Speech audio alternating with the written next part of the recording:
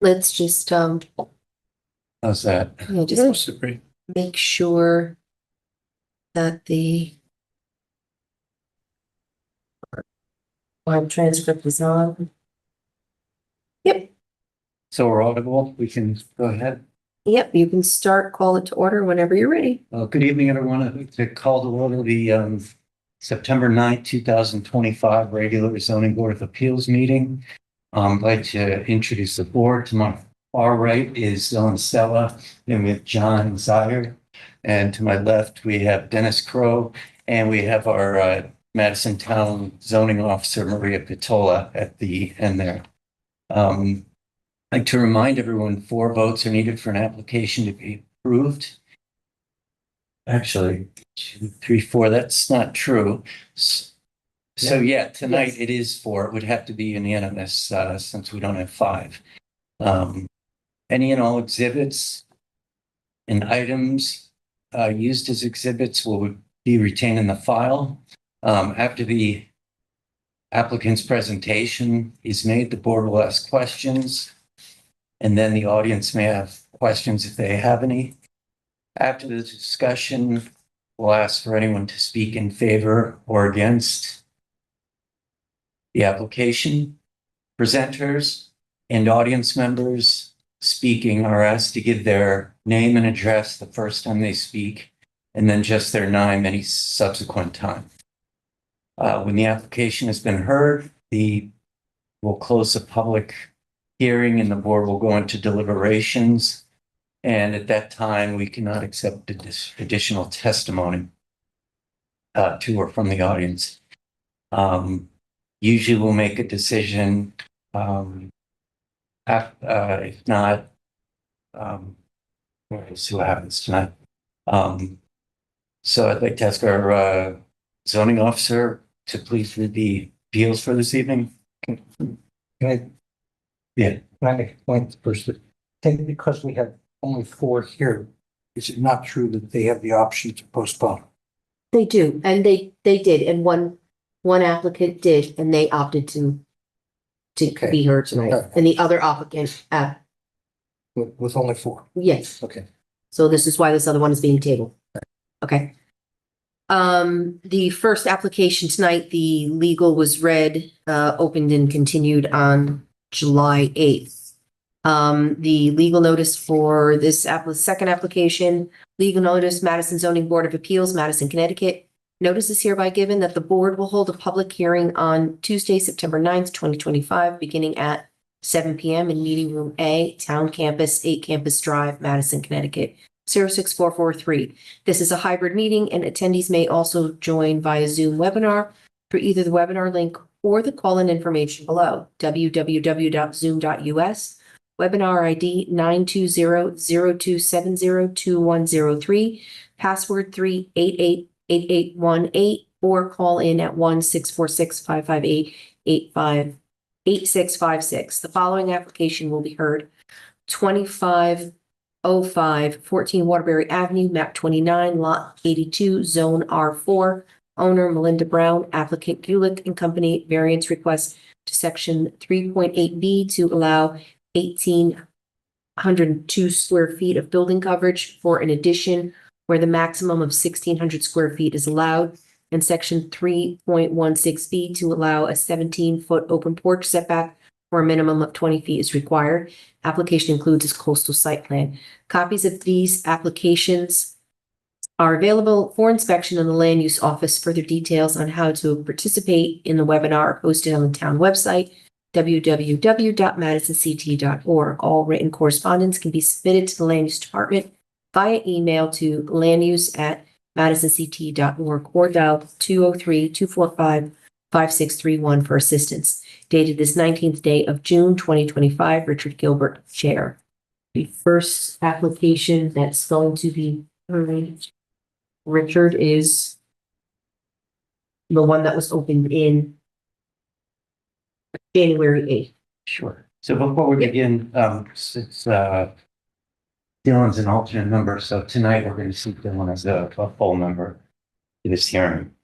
And so, having said that, I'd like to call the applicant for application 25-04, 20 Park Avenue.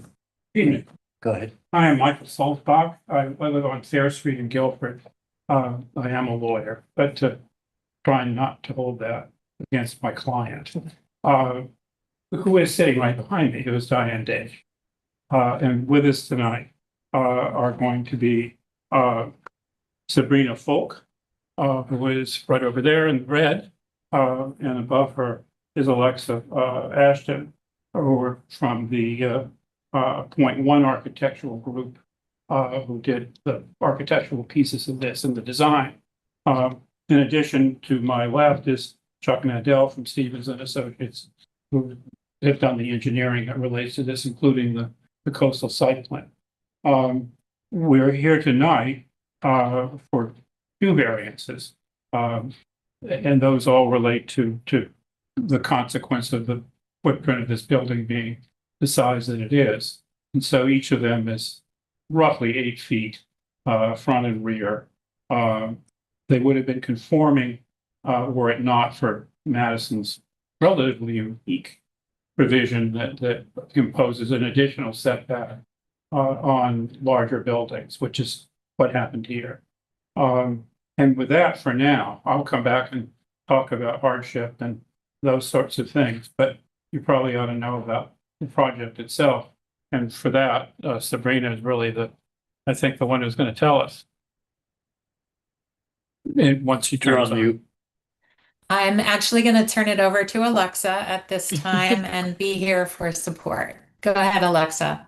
Hi, I'm Alexa Ashton from Point One Architects. Please excuse my voice, I'm getting over a cold. But I want to present this project, 20 Park Avenue, tonight. So I'll just get right into the architecture and the design that we started off with. So the design approach for this project was really to remain consistent with the existing style and scale of the existing building. And because the project involved both a renovation and addition, Sabrina and I started our design approach by determining the most practical locations for the expansion of the project. And while the lot is large in size, its unique shape and tapered boundaries, inland wetlands, required setback, significant amount of existing ledge on the property, and overall the existing placement of the existing structure on the lot significantly influenced where we were able to put an addition. So we were very intentional at the beginning of our design to keep all new elements within the required building setbacks. You can really see this significantly with the kitchen addition that is on the west side of the property that follows the property line at sort of a unique angle. And through several design iterations with the client, we arrived at a solution that we felt the homeowners were happy with and excited to move forward with. And during our final review, we determined that the total square footage of the property and coverage exceeded the 3,000 square feet, which then triggered the section 2.9 of the zoning regulations, which is why we're asking for a variance tonight. And so although this pushed our building setback lines, we feel strongly at the same time that the location of our expansion was the most appropriate locations given the constraints on the site. So I don't know if Sabrina, you have anything you'd like to add to that? Yeah, I think it would be great if Maria could share the images of the house, and I think you'll get a better understanding of how we started with basically a ranch home, even though there is a walkout basement, and that we tried to continue the lines of the house in order to keep it in a proper scale for the area.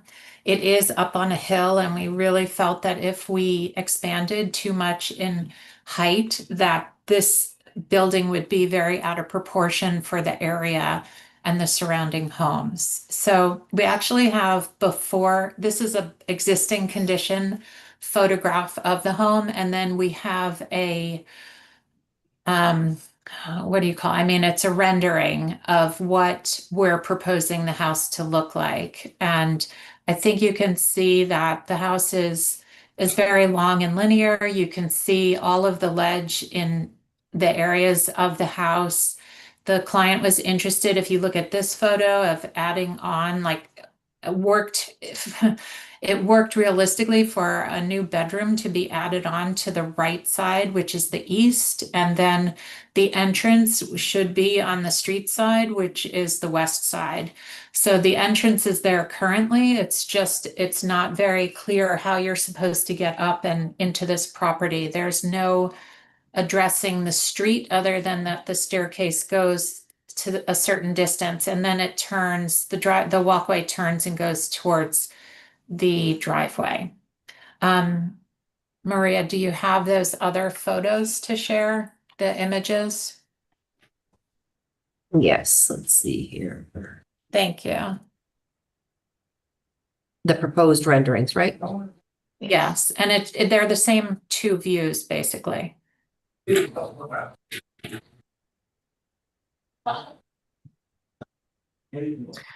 So this is the view that will be the south side facing the water, basically. And we have not touched the front gable. We did replace windows and doors, but that piece of it is entirely existing.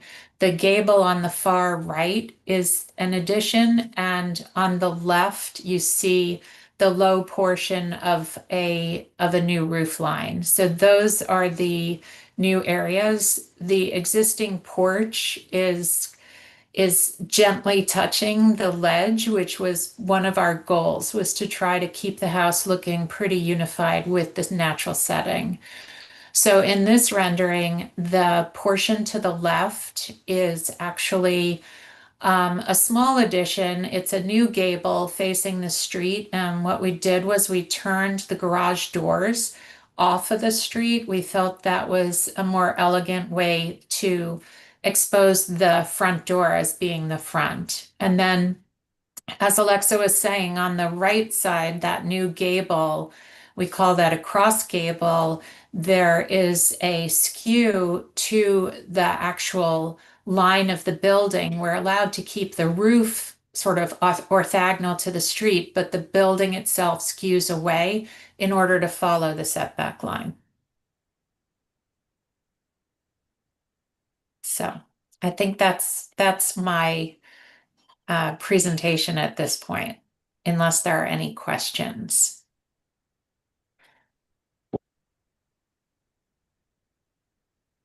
So while we're pausing on the architectural side, we could switch to the civil engineering side. Because Chuck Mandel will talk about the site, the difficulties of dealing with the site and locating the building on it, and the shape of the lot, which has a lot, virtually all to do with why we're here tonight, as well as the CAM application, which you've also got to act on.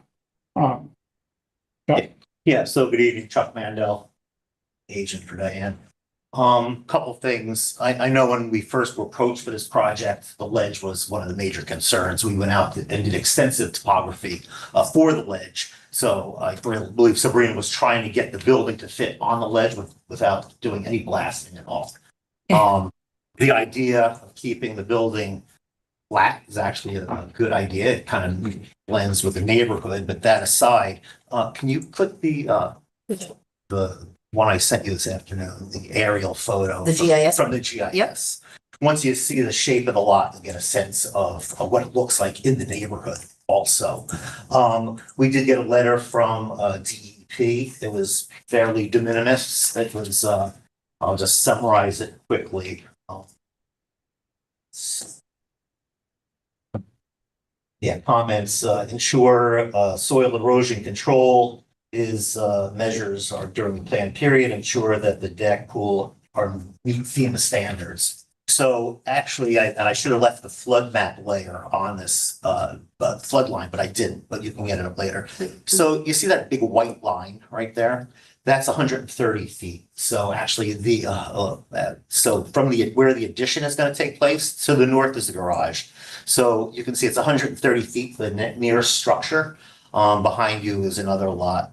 So in between the two, it's actually fairly dense evergreen So you really, if this, I don't believe you could actually see through the woods very clearly. And that's, that has been there, that natural vegetative barrier has been there ever since I've been on the site. We're also reducing the impervious coverage. We're going to put in a pervious driveway and pavers so no stormwater requirements are also required on this. And if you can see by the shape of the lot, as Alexa, I think. Look, so the house is all pitched to the north there, and there is additional land, but it's fairly parallel to the street. So where it says 1.1 acres, is that, I think that's the pond. Oh, no, the pond is actually to the Here's the- west a little bit. I can Yeah, put on the other so one, we yeah. did go before inland wetlands and we did get inland wetland approval. That pond was really more of a drainage detention basin. We checked it. If it was a vernal pool, it's not a vernal pool. And I don't know if you guys care about that, but it was really just filled with filamentous algae. It was really just for drainage. So that wasn't an issue. Also to the south is the septic system. So we can't really go to the south and stay in the conforming area. And just the clarification of 2.9 actually reads, so 3,000 square feet is a normal house. If you go to 3,100 square feet, the setback is increased by 1 foot. So this is 3,800 square feet. So those setbacks actually increased by 8 feet. So while it would be very close to being in conformity if that regulation didn't exist, as Michael had alluded to earlier, I don't know if that's unique. It's unique to Madison, if you want to call it that. I think that's pretty much. Do you want me to do the GIS with all the Yeah. others? Oh, so that was another point. So the GIS, so it is in a, so the property is actually in an 811, I believe. I'm not sure. 13. Oh, 13, thank you. I knew it was in a flood zone, so it's AE 13. So that line, so the house was actually designed to stay out of that flood zone completely, because if you even had a partial stairway, any part of the deck within the flood zone, FEMA considers that completely in the flood zone. You can't be a little pregnant. You're either in it or out of it, and every part of the structure is part of that. So, yeah, so once Maria shows that, I believe that should cover any technical information. You know, we had the B100A approval, like I said, we had wetlands approval and deep. So. And the concept, if you drove up there after construction, you probably wouldn't even know anything happened there. It would almost look, because most of the construction is happening most of it's on the east side, the bulk of it, but it's heavily vegetated. So as I said. That might be a good idea to put Sabrina's print up there. Yeah. So let's do, Pool's not, set the flood zone, deck isn't there. No, it does not matter. No, I spoke to John Iannaco, town engineer, and we discussed the pool aspect of it. You're allowed to have a pool. Yeah. You won't get insurance on your. It's water in it. You're right. It's water in it. You clean it out. And the design of the pool will meet FEMA requirements structurally, so we will comply with that, which is a part of the DEEP letter as well, that we comply with all structural requirements per FEMA. Right. Building department, make sure. So anyway, if you look at the southeast corner of the house, so that blue line, so you see how that sweeps up around? So that's actually going around the ledge, the flood zone.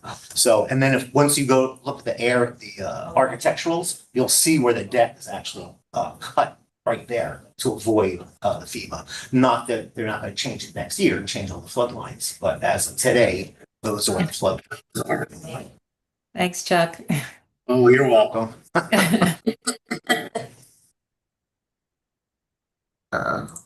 And you're satisfied with it? Anything else we need to do on No, I think, well, I'm biased, but it's nicely done, and it's preserving the neighborhood, the people behind you, not building up. No one's really even gonna know anything happened there. It might look like a deck modification or something. So there is to move along, there are in fact 10+1 letters in support of this application. No Sabrina's. That's too Yeah. far. So Way too much Just- fun. Alexa, do you want to try to address this image or that site plan, or is it very confusing to people? No, I'd rather show your plan. Our plan I looked at today is there's so much information on there. It would. Yeah. It's yours is better. I think we had one that'll, Yeah. yeah, this one. That's Why don't you much- explain this, Alexa? Yep. So the colors basically are the green outline is the existing building, and the purple is representing the additions that we're proposing. So it's really the one on the east and the west side that are up for the variance right now. The one on the southwest side is compliant. So, and then the red is showing that there are covered decks that count 50% towards the coverage. So kind of going back to what I was saying earlier is that although the lot is quite large, you can see how it pinches sort of by where those wetlands are towards the, I guess you call it the south portion of the lot. And then also you can see the flood lines that Chuck was just talking about, that we really are trying to keep the entire building out of the flood zone and not develop at all in that area. So we're really sort of, with all of these constraints sort of coming together with, again, the tapering of the lot towards the north side of the property, the wetlands on the south side of the property, as well as the floodplain on the south side of the property, it was really sort of, that really dictated where we could do any sort of expansion.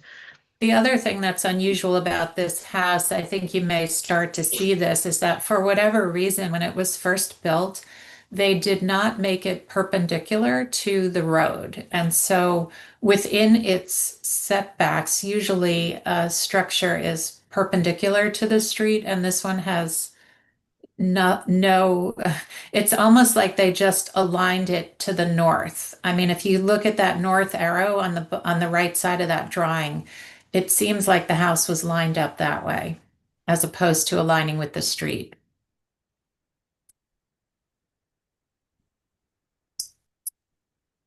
While we're on the, I'll come back to the letters of support, but while we're where we are, all of these things are unique to here. The fact that we've got a very large, odd-shaped lot that you've got, as you saw in every picture, there was an outcropping that probably is connected to the center of the earth all the way around.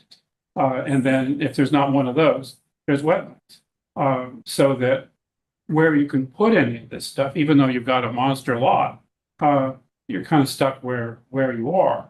And in proportion to the lot itself, this isn't a monster house. It's actually rather modest in relation to its lot. And as I was about to say, the applicants have been very, very mindful of their neighbors, and as which is reflected. It's the first time I've had 10 letters of support. And get them the other way, but not that way. And one of them twice. Who Tom Bajonas counts as our 11th letter, it probably our 8th, because he thought about this some more and added a supplement that came the other day. And I'll paraphrase it. It's in your packet. But basically what it said was, and I'll show you in a moment why. And just to clarify, he's a lot to the directly north. Yeah, of the he's the project. closest guy. He would be the one affected by sight lines. Right. Okay. He's the only one who can see it. Yep. As a matter of fact. And what he has said to you is that the one-story configuration is very, very important to them because it keeps it low, it keeps it like it is now, and it's not in their faces, so to speak. And now if you could put up we have an image that shows what we're proposing with what we're allowed as of right. If we could still build as big a building, it's just it would go up and have a gable, and it would look like that. It wouldn't be blue, but it would be big, and it would be, in the eye, particularly of the Bajonas. So interestingly, this reg that was adopted, we presume, to protect neighbors from big buildings and having them be too close and too overwhelming. Here it's the other way around. If you enforced it literally, you would be creating a building that was more intrusive and more discomforting to neighbors than if they were close to a big building, which is the case here because it basically disappears into what was there before. So this, if ever there were an appropriate and unique situation calling for a variance, this is one of them. And that's why we're here tonight. If there's anything else any of us can tell you. Would you mind giving us a brief review of the site plan? Sure. You want your site plan? Simplified. Yeah, Yeah. just a brief overview. Yeah, so Alexa, you could probably. Maybe pull it out on the screen. The thing to point out is also the 50-foot buffer from the wetlands, then the 100-foot, and then the FEMA line is also, it's hard because there's so many lines here. Hold on a second. So, Yeah. yeah, so this is the critical coastal resource. That's 50 foot. This line out here, that's the 100-foot wetland review zone in here. This line is the FEMA line. So that's why, remember I mentioned the deck being truncated? So that's right there. That's right along the FEMA line. So you have, so that's the flood zone. That's 8012. And this is an X zone, area of no flooding. So I said, there's the 100-foot wetland review, which we had approvals. There's, Trying to get, so I can make it flow. My thinking went wacky. So this is the 100. that's the 100. Yep. Yep. This is the 50 critical coastal resource because inland wetlands are considered a critical coastal resource. So this is the 50-foot coastal resource. Yep. And then this is the flood zone. So those are the three major constraints. Well, and the other thing I'd like to point And it's out is that also, the red that you're seeing to the south of the building, that is over the 50-foot regulated area, that's existing. That's part of the existing house that has a porch that we have not changed. So I'd also like to clarify too, because I know there are a lot of lines, sorry. But those orange lines are depicting the existing setbacks. And then, so we have that to the open porch, we have, I think that's the 20 foot. And then and then the 30 foot to just the regular setbacks on that side of the property. And that's where we tried to really stay within the regulations. And that's why you can see sort of the angle of that addition on that west side of the property. And then I drew in an additional line, which is sort of that red dash dot line that shows the additional 8 feet that is part of the section 2.9 regulations. So I just wanted to try to point that out to you, that to make it clear that when we did originally do this design, that we were trying to be mindful to stay within those required setbacks on both sides of the property. Maria, do you want to show our site plan just so you see what our So- site plan? Yeah, and I'd like to ask you, deck on the south end. Okay, that is existing. Mhm. And yes, right there, yeah. Mhm. That is existing and it's already enclosed and you're just gonna replace windows and so on. Have I got that right? It's not enclosed. It's a covered porch, which counts to 50% of coverage. So that's why I included it here. I realize it may be confusing because we are putting an addition on the west side, but that is existing and we're not modifying that. So the windows that I saw are at the On the green side of it, The green. basically. Yep, exactly. Which one are we trying? Yeah, our original site, our site plan we submitted to want to zoom in. So there's a lot going on there. So we're actually showing the topography. So as Sabrina mentioned earlier, these are actual, where it says ledge. So these are the ledge shots. So this is all with the actual grades on them. So that's the topography. So ledge, ledge, ledge, ledge, ledge, ledge, ledge. I mean, you can see from our site plan. And then we show the setbacks. There are some trees that we located. We located some of the larger trees on here, but I certainly didn't show every woody stalk that's on here. And there was shrubs and all. And I believe there is going to be some landscaping. Is that right, Frank?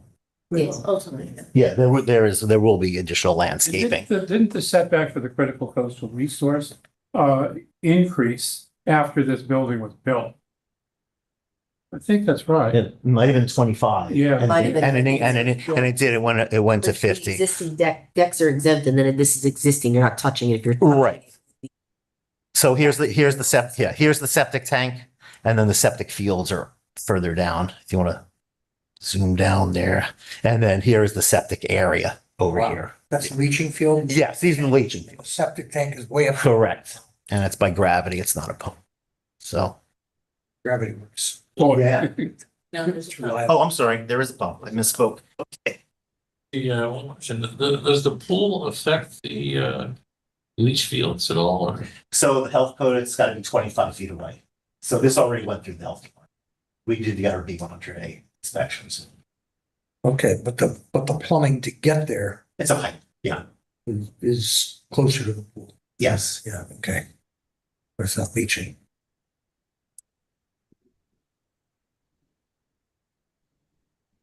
So there's the anti-tracking pad. I mean, there's typical construction notes on there. That's CE and the up by north of the wetland, the pool, the pond there. That's where the entrance will be. Okay. And so, yeah. And the driveway is changing to match where the garage is changing. So- Very minimally, actually.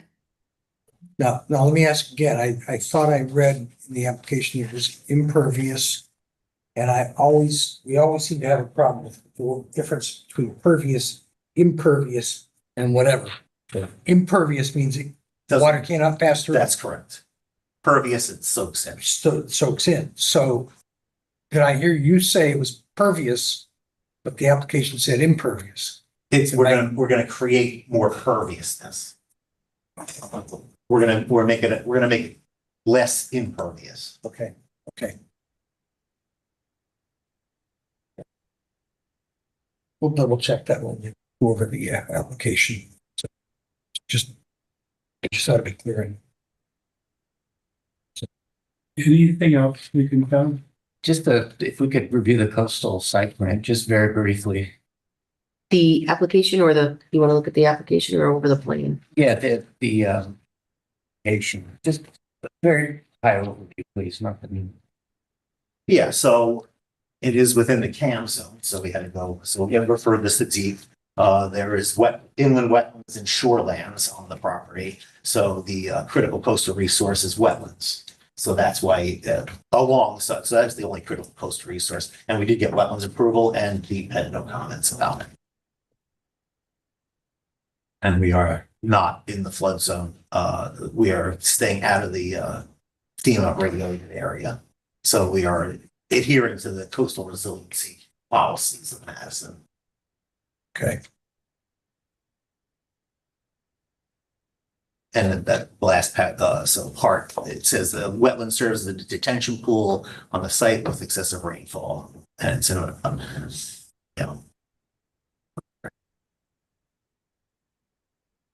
and some of the neighbors actually use that. There's pipes on Park Avenue that actually feed into that. There are no easements. It was just that. Oh, way. really? What's that? I said, oh, really? Yeah, there are no easements, but it's been like that for, no one's changing drainage patterns out there. So everyone enjoys Diane's pond. okay. So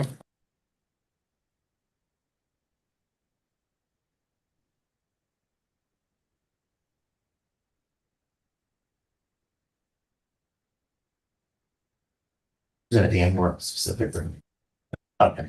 okay. Thank you. Yeah, and can we go over the original, the basic application for the Or For the variance? variance, right?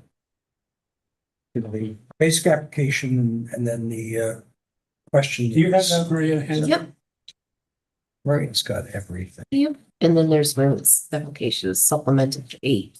That's done separately.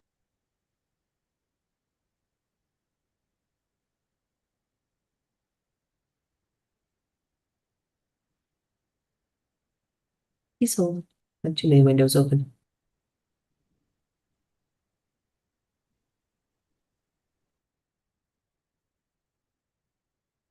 and share.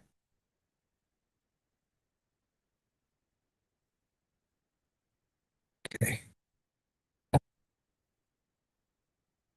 All right. So 1,000 feet of additions. Interior, exterior siding. Finish. Window location changes. Additions. Existing.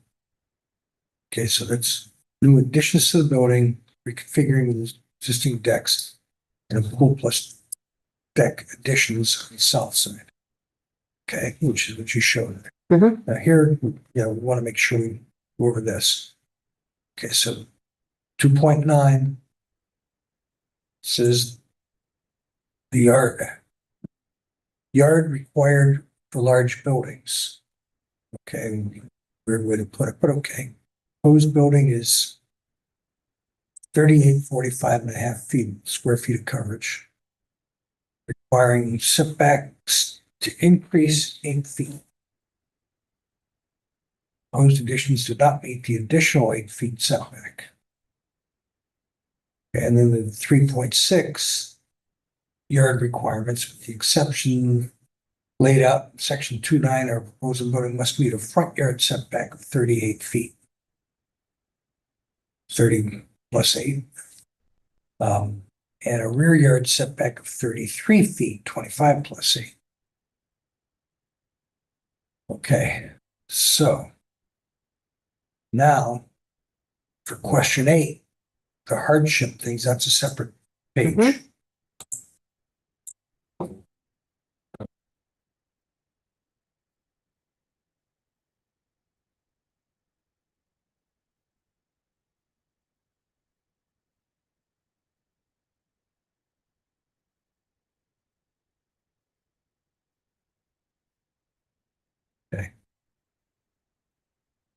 Constructed in 1970, no section 2.9.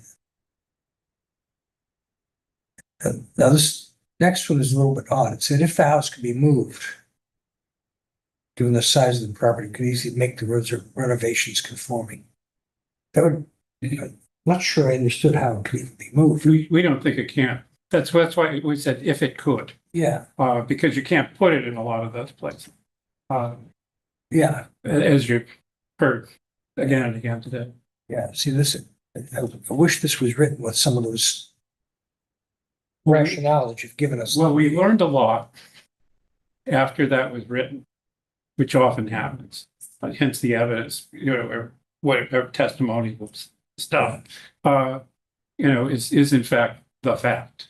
And so it's the reasons that we presented tonight, which are consistent with that, but clearer as to the nature of the hardship, the uniqueness of the situation, the effect on the neighbors, the neighborhood, all of those things together are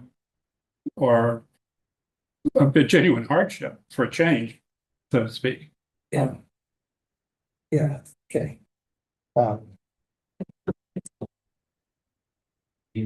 Yes, any questions you'd like? No.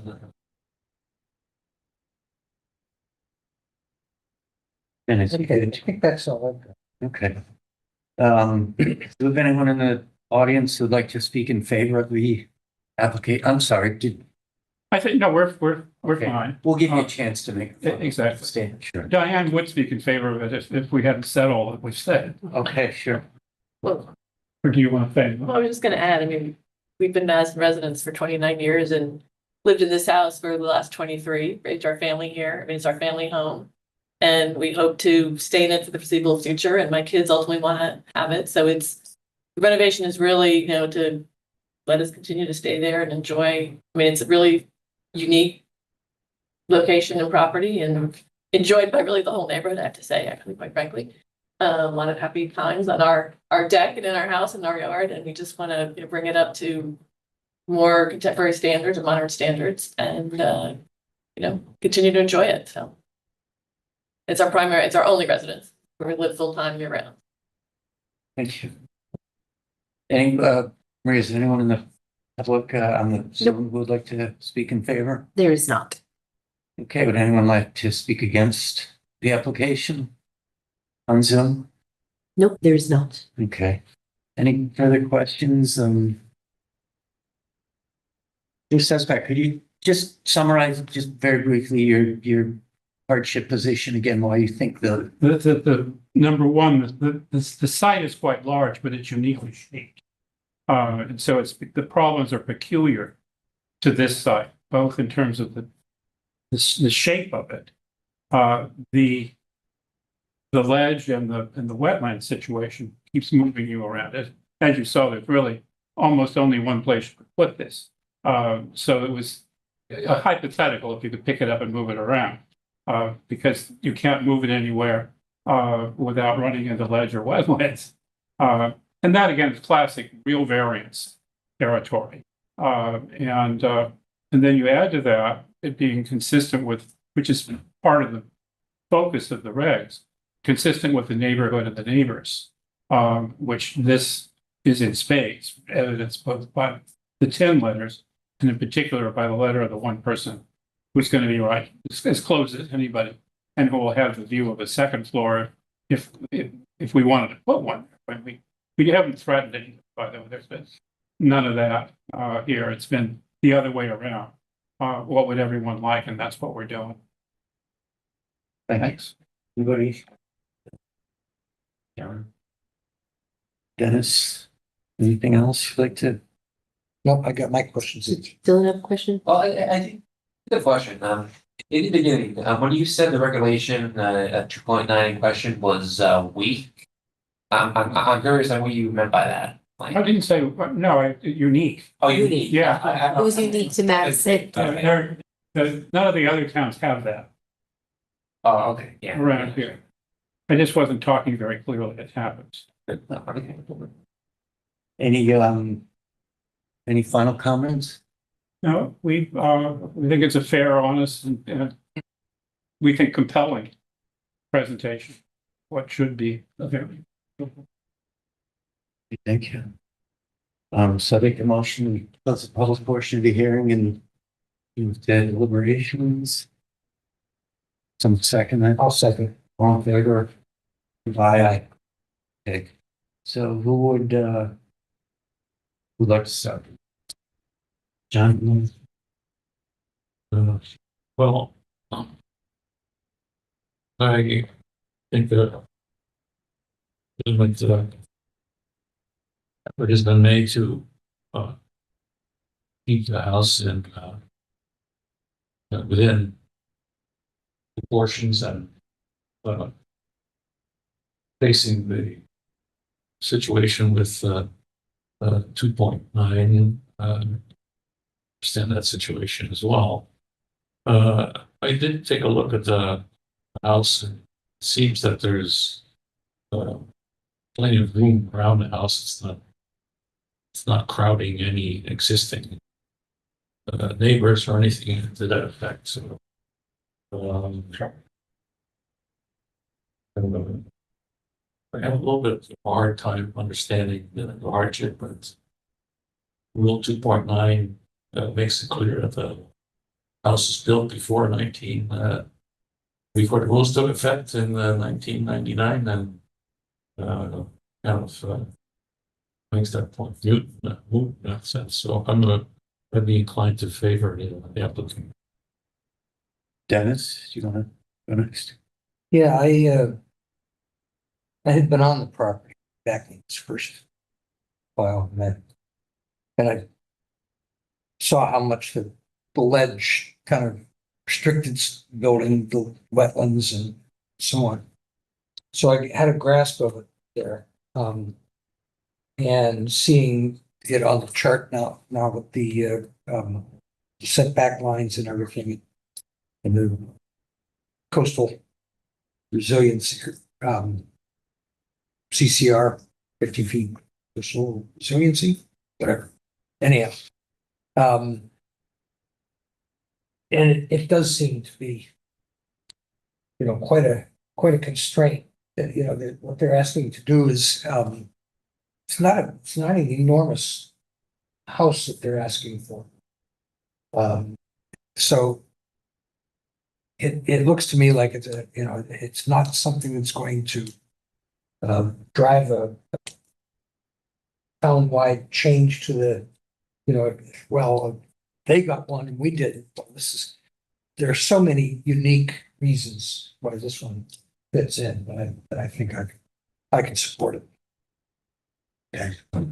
Dylan? Yeah, I definitely agree with what was said so far. This property is definitely uniquely situated, especially in regard to the ledges, the wetland, which really limit where any house could go, right? So, and the property is, you know, it's uniquely shaped, and situated, which is what you're looking for when granting a hardship. Add that to John's point about the regulation predating, or sorry, the in-house predating the enforcement of regulation. And I think we do have a legitimate cause for a legal hardship here. So I would be inclined to support it as well.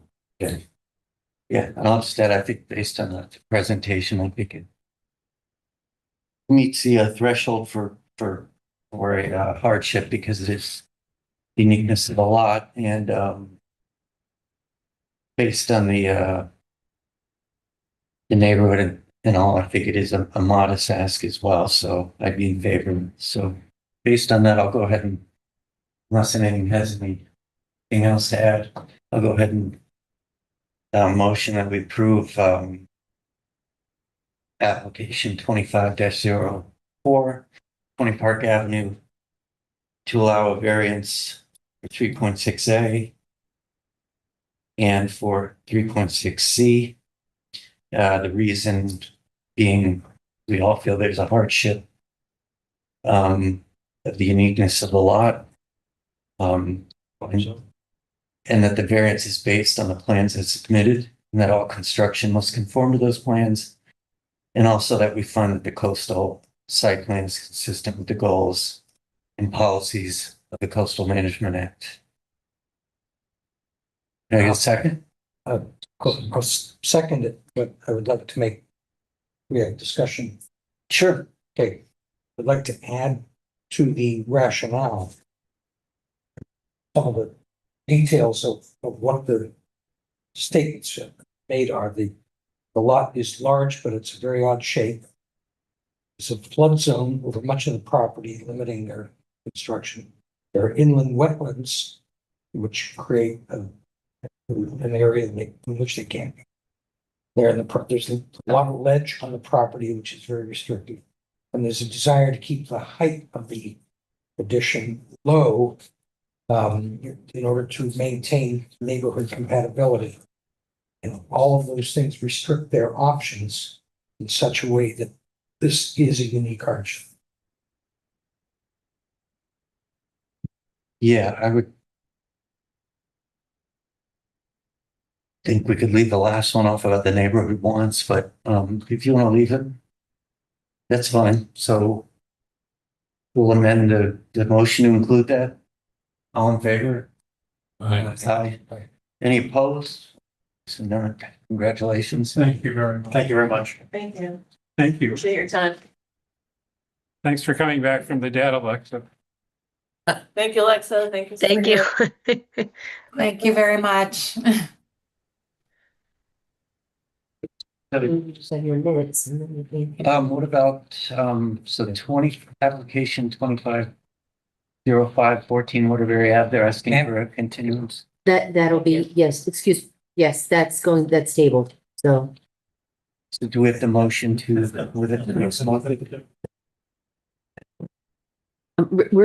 We're just talking, hold on a second. I'm sorry. Yeah, hang on, we're almost done. That's right. Go ahead. We're done. Okay.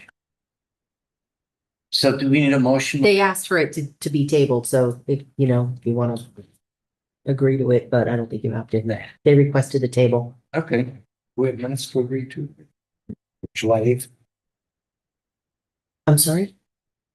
So then our next item on the agenda is approval of minutes. Right, yeah. After we tabled Waterbury, and now you're up with the minutes. Yep. Okay. But I apologize because I'm gonna ruin the vote. Can we push that to next month? Because I'd like to abstain and then that's. Yeah, not gonna perfect. pass. I didn't Yep. feel. So, We're pushing the minutes to, yeah, so tabling minutes to, okay. tabling the minutes to the next October meeting. Okay. Okay. Motion, any other business? We've looked at it. Motion to adjourn. Anybody want to make one? I'll make the motion. I will second it. All in favor?